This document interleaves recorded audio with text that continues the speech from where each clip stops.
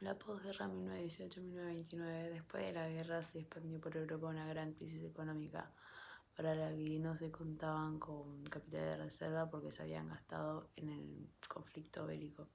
Los derrotados también habían quedado destruidos y con pérdidas de territorio. Los vencedores también sufrían una inmensa crisis. La crisis social se manifestaba con miles y miles de desocupados y excombatientes lisiados que llenaban las calles de crecimiento de los partidos políticos socialistas y comunistas.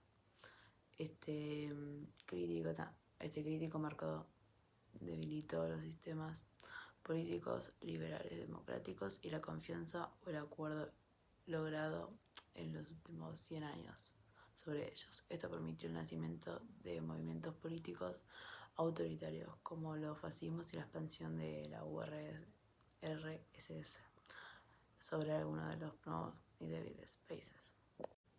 Fascismo. Como dijimos, la crisis de la posguerra repercutió en los sistemas políticos liberales, abriendo la puerta a la aparición de los partidos políticos y los posteriores regímenes totalitarios.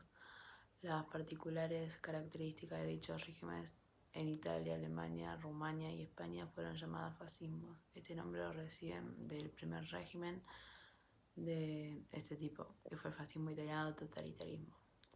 Es un régimen político caracterizado por la concentración de los poderes en un partido único y sus jefes. En él se restringen absolutamente los derechos individuales, es decir, el Estado tiene la intención de dirigir y controlar la vida social y privada de todos los habitantes de la nación. Los modelos más representativos de este tipo de gobierno son el fascismo de Alemania nazi de Hitler, el stalinismo de la URSS y italiano Mussolini. En países como Alemania, Italia, Rusia, este camino hacia la democracia fracasó ya que tuvo varios obstáculos, principalmente en Italia y Alemania. Todos esos factores fueron generando la creencia cada vez más fuerte de la democracia no sería la respuesta a esta problemática y empezó a generarse la idea de que se necesitaba un hombre fuerte, un líder con autoridad y fuerza que pudiera sacar el país de la crisis. El Tratado de Versalles de 1919, el porqué de los nazis. Un hombre representa en un tratado las máximas autoridades de Alemania, no queriendo aceptar el acuerdo, ya que según él los pagos de reparación que exigen arruinarían a Alemania, que no tendría ni siquiera armada el ejército para defenderse, que quedarían sin colonias y entregarían las minas de carbón a los polacos y franceses, que exigían que entregaran sus héroes y sean juzgados como criminales, que si Alemania bajó las armas era porque estaba de acuerdo con los 19 puntos que se le presentaban, pero el tratado violaba todos y cada uno de los puntos. En países con falta de modernización política y economía que sufren una gran crisis económica que no pueden solucionar el sistema político liberal.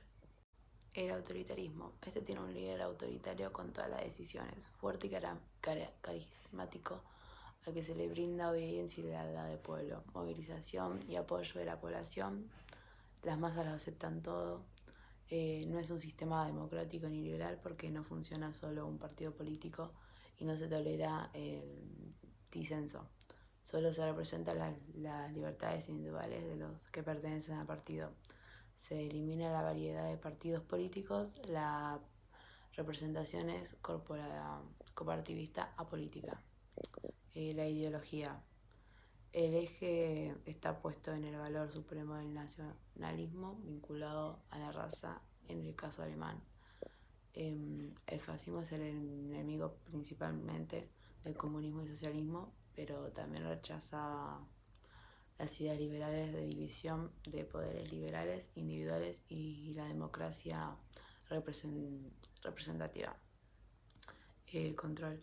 El partido único controla todos los medios de comunicación que mantienen una constante propaganda y lo hacen presente en todos los espacios. Se controla especialmente la educación pública, la educación militar y se crean educaciones militares para niños y jóvenes. Se educa la ideología del régimen y se militariza a jóvenes y niños.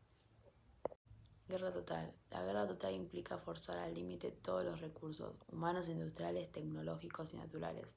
Esto implicó la revolución de la ingeniería mecánica de las fábricas, dando paso a un progreso tecnológico. Por esto, la Segunda Guerra Mundial se diferencia de todas las guerras que hubo en el mundo. Se enfrentaban políticas de eje Italia, Alemania, Japón, 1941. Las potencias occidentales o aliados, Francia, Inglaterra, la URSS y Estados Unidos, 1941. El 1 de septiembre de 1939, Hitler invade Polonia. Esta es una acción bélica que realmente inicia la Segunda Guerra Mundial, que es la que contiene más devastadora que la humanidad jamás ha conocido.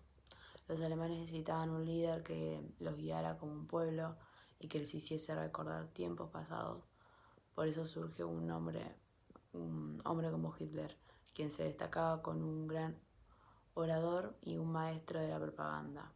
Les habló a los alemanes de la superioridad de su raza y del camino que el pueblo debía seguir para engrandecer la nación. 9 días después del pacto de Hitler invade la parte occidental de Polonia y 3 semanas después los soviéticos se encontraban invadiendo la parte oriental. Hitler quería que España entrase en la guerra de parte de las potencias de eje. Al final no llegaron a un entendimiento.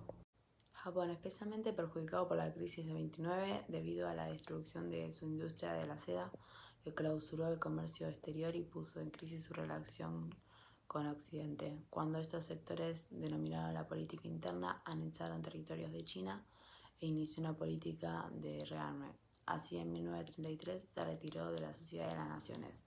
Firmó con Alemania el pacto anti-Comintern, comprometiendo a defenderse en caso de agresión. Italia comenzó la década del 30, situándose políticamente cerca de las potencias occidentales. Pero cuando los grupos nazis intentaron un golpe de Estado en Austria en 1934, Mussolini también envió tropas a la frontera para apoyar a los alemanes. La invasión italiana a Etiopía con sus pares europeos y el progresivo acercamiento a Hitler.